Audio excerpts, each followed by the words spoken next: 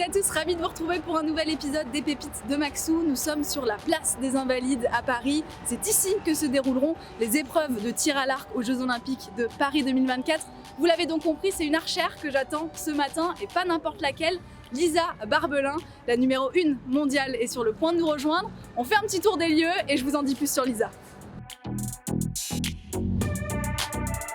Lisa, elle est originaire de la Moselle, pensionnaire à l'INSEP. Son palmarès, c'est du lourd, championne d'Europe individuelle et médaillée de bronze par équipe aux Mondiaux 2021. La même année, elle accède à la première place du classement mondial aux Jeux Olympiques de Tokyo 2021. Elle s'est hissée jusqu'en 8e de finale à seulement 22 ans. Lisa a déjà marqué l'histoire du tir à l'arc français et il se pourrait bien, en tout cas c'est ce qu'on lui souhaite, qu'elle continue sur cette belle lancée. Je vous emmène aujourd'hui dans son quotidien, c'est parti. Hello Lisa! Salut, ça va? Ça va et toi? Ouais, super! Qu'est-ce que ça t'évoque d'être ici sur la place des Invalides? Ça va être un truc de malade, j'espère de tout mon cœur y être et puis ça me fait quelque chose dans le cœur, vraiment. J'imagine déjà mes parents juste ici là. J'imagine aussi mon village qui va venir avec un gros bus comme de ça la là, Moselle, juste ici. Ah Et franchement c'est une chance mais de fou, j'ai tellement hâte d'y être, ça va être génial. Est-ce que ça t'a appris des choses justement cette première expérience olympique? Ah oui c'est sûr, ça m'a appris beaucoup de choses. Au début je suis rentrée, j'étais immensément triste. C'est vrai? Ouais, parce que je me voyais déjà rentrer avec ma médaille autour du cou parce que j'avais fait des 32e et des 16e de finale de malade. Et j'ai fait la bêtise de regarder mon téléphone le soir même et de voir tous les messages des gens qui m'ont dit « Tu vas y arriver Lisa, t'iras au bout, c'est toi qui auras la médaille ». Et ça m'a trop projetée dans le futur au lieu d'être sur l'instant présent. À Paris 2024, je pense, je vais même pas prendre mon téléphone. Je vais le laisser à mes parents parce que ça permet vraiment d'être sur nous, je trouve. En 2021, j'avais les cartes, mais peut-être que je les ai pas jouées dans le bon ordre. Et ben maintenant j'ai la suite, c'est bon. Maintenant ça va y arriver.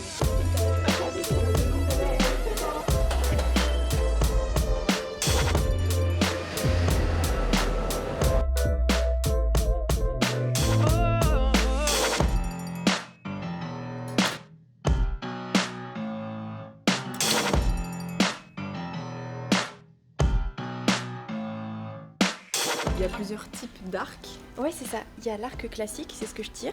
Et c'est la discipline olympique à 70 mètres. Et il y a un arc à poulie qui est plus petit, beaucoup plus précis et qui se rapproche plus de la chasse, je trouve. Ok, donc comment il est fait cet arc? C'est beau quand même. Ouais, c'est joli, je trouve. Ça doit être lourd.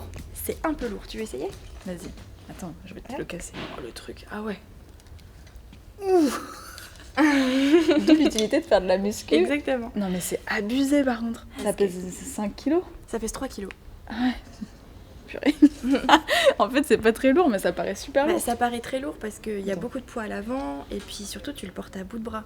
Je me demandais avec quoi tu visais en fait. Bah c'est avec D'accord. le tout petit point là. Parce que je me disais attends c'est hyper dur. Ouais d'accord ok. Tout prend son sens là. Ouais. Mais par contre comment t'arrives à stabiliser ça c'est incroyable.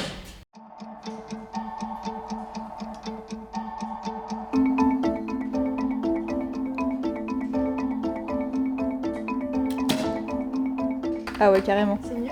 Ouais.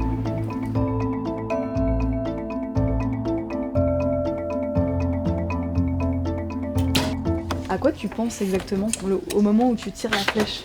Alors, avant de commencer, on va dire, je pense juste à tout calmer et à tout poser. Tout ça, c'est une notion aussi de lien avec la cible, de voir le 10 en plein milieu, tu vois, et voir la flèche qui part hyper loin et qui part en plein milieu de la cible. Alors, je travaille en faisant de la prépa mentale, par exemple, mais aussi je fais de la méditation, du yoga, donc toutes ces choses, ça me permet vraiment de me reconcentrer sur moi-même et pas sur ce qui se passe autour, pas sur tout le contexte.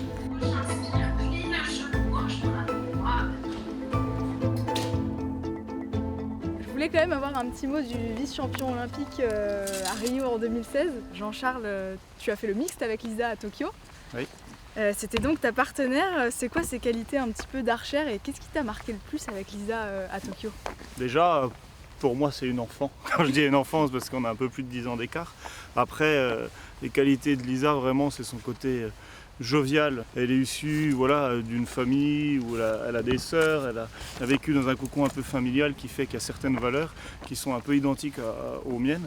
Et franchement, ce petit côté, on va dire, vivant, d'apprécier la vie sous toutes ses formes, que ce soit dans le sport, que ce soit dans la vie humaine, la vie familiale. C'est un très très gros point fort pour elle. Et je pense que c'est quelque chose qui l'amènera loin, en tout cas tant qu'elle aura envie et qu'elle a envie de continuer dans le tir à l'arc. Tu veux dire qu'elle a encore beaucoup d'insouciance?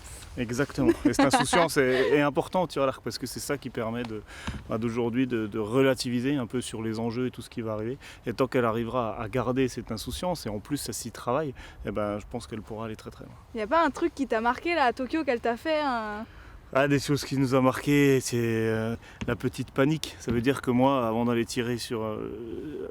sur un match, je peux passer 10 minutes avant à quasiment m'endormir parce que c'est comme ça que j'évacue un peu le stress. Et Lisa, c'est l'opposé, quoi. Donc, on va dire c'est le marsupilami, quoi. Elle saute en l'air, elle est réveillée 5 heures avant le début de la compète. Donc, c'est quand même deux opposés. On a deux situations très opposées, mais qui font qu'au tir à l'arc, le tir à l'arc est fait pour tout le monde, donc c'est magique avec elle. Les petits côtés sympas de Lisa aussi, quand elle rentre dans sa famille, quand elle ramène les saucissons de sanglier du grand-père et tout ça, c'est quand même les très très bons moments le lundi matin ici, quoi. J'adore.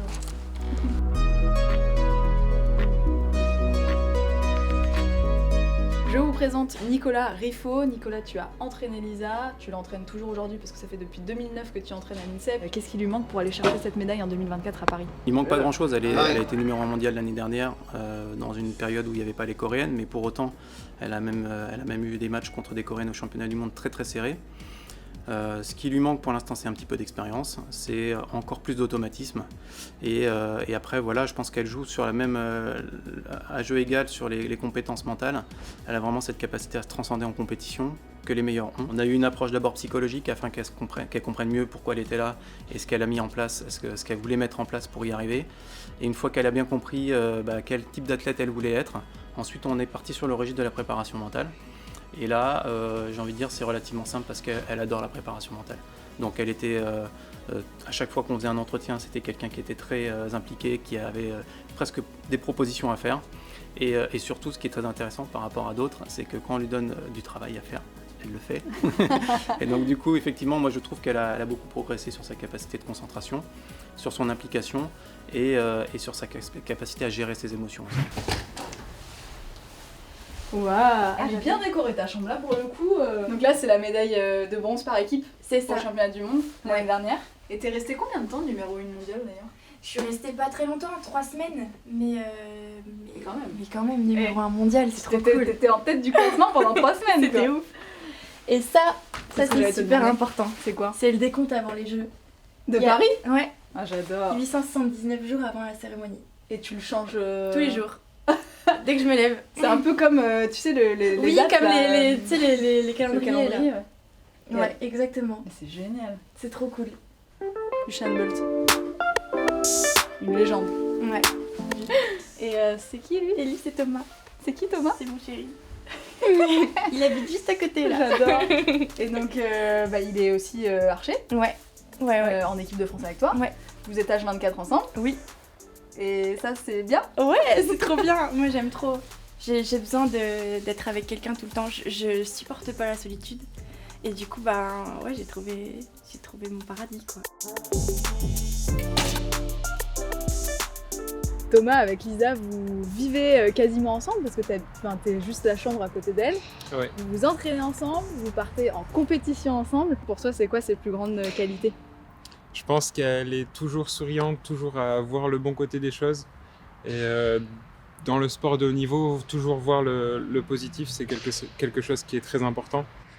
Voilà, même quand il y a des coups un peu moins bien, elle sait rebondir et c'est ça qui fait qu'elle performe autant aujourd'hui. Est-ce que toi, justement, elle t'inspire sur certains points, tu vois? Est-ce que tu reprends un peu des choses que tu vois sur elle?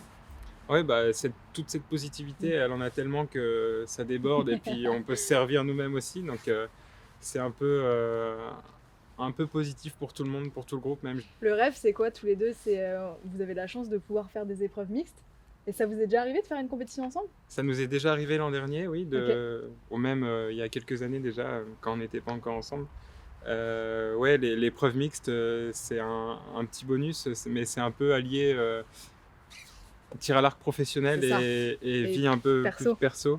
Donc il y a des petits trucs à ajuster, mais ça s'est déjà produit et ça se passe plutôt bien. Et c'est une épreuve olympique. Et c'est une épreuve olympique maintenant. Tiens, je t'ai préparé un arc. Oh là là. On va prendre les flèches. On va se mettre pas trop loin, genre ici, ça serait bien. Oui, oui.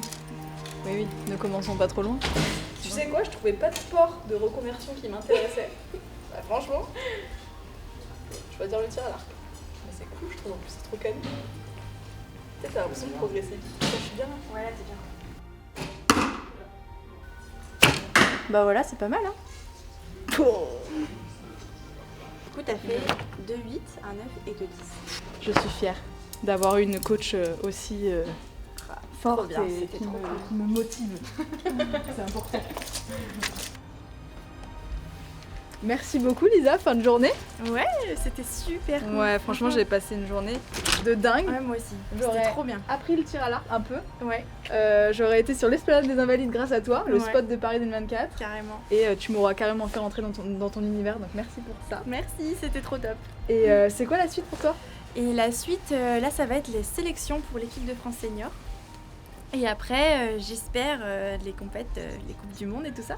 Championnat du monde, Coupe du Monde. Ouais, cette année, c'est les championnats d'Europe. Ok. Mais ouais, championnat d'Europe. ça Un va être deuxième titre consécutif à 70 mètres. cool. Ce serait bien. Je te souhaite une magnifique saison. Merci. On se revoit bientôt, on n'attend pas un an. Ouais, on se revoit bientôt. Et ça marche. puis moi je vous dis à très bientôt pour de nouvelles pépites de Maxou. Ciao. Salut Mathilde. Comment tu vas? Super et toi? Bah ça va, ça me fait plaisir de te voir en chair et en os, ça fait un petit moment.